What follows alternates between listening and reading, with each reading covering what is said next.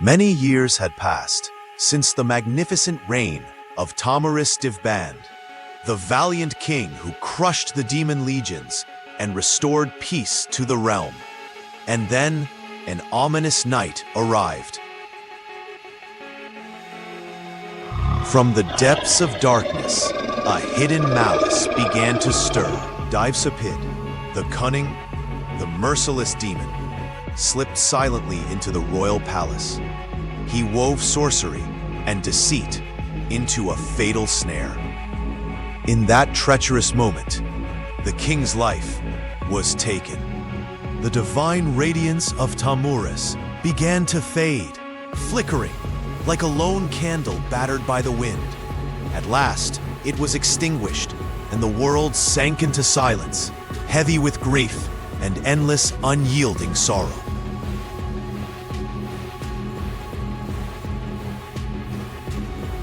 With Tomyris' death, the throne of the Pishtadians stood empty. The kingdom was left without a ruler. The demons, once defeated, rose again, spreading chaos and corruption across cities and villages.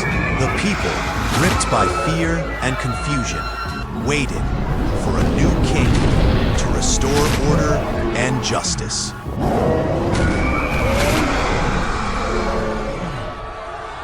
In that time, the crown passed to Jamshid, a man radiant with divine glory. The people looked upon him with eyes full of hope. With iron will and a piercing gaze, Jamshid took the throne to free the world from chaos and darkness. With patience and wisdom, he envisioned a new life for his people and brought forth a renewed splendor upon the earth. Jamshid was the first to give clothing to the people, shielding them from the cold and from hardship. By watching nature and the animals, he learned to craft garments from wool, from skins, and from plants. Then, with patience and long experiment, he devised ways so his people could use this knowledge in their daily lives. But his splendor did not stop there. With tireless curiosity, Jamshid studied metals and stones, discovering the very first tools of life. He taught the people how to melt and shape metals so they could craft agricultural tools, build houses, and make decorative items. He also developed many arts: pottery, weaving, blacksmithing, goldsmithing, and the creation of beautiful and practical items.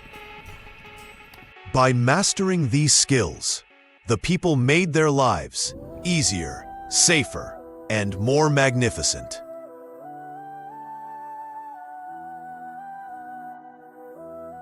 Under his rule, the world entered an era of unmatched civilization and grandeur, with orderly cities, magnificent buildings, and bustling markets.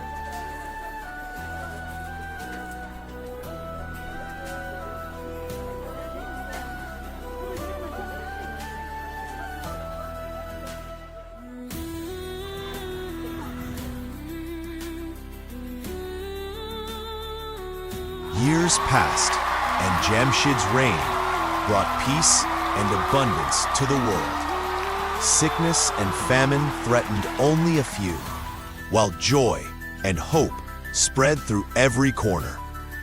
The people regarded Jamshid not just as their king, but as the creator of their happiness. Festivals and celebrations, music and art flowed throughout the land, and life under his rule was filled with comfort and order.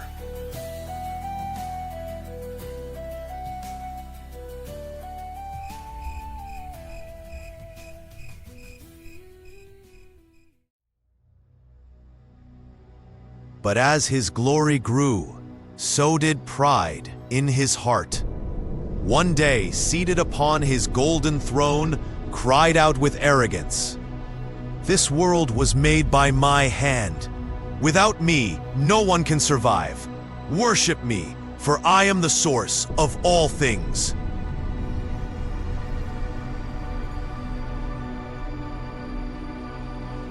The divine glory, the heavenly power, fled from Jamshid. The people turned away from him. The times began to change. Rebellions rose, and the throne of kings began to tremble.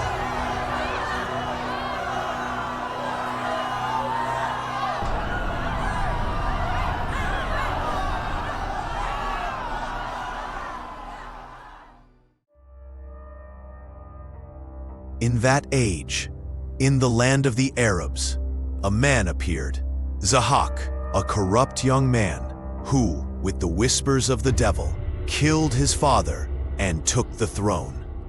The devil came to Zahhak once more, this time disguised as a cook. He kissed Zahhak's shoulders, and from those kisses, 2 black serpents grew, serpents that hungered for human brains. To feed the serpents, Zahhak commanded that each day 2 young Iranians be sacrificed. Fear and darkness spread across Iran.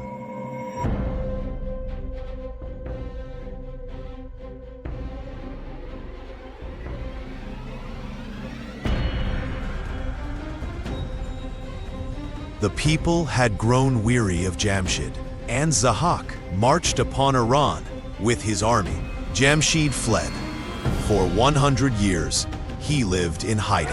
But at last, in China, he was found. Zahhak seized him, and with a saw, cut him in 2.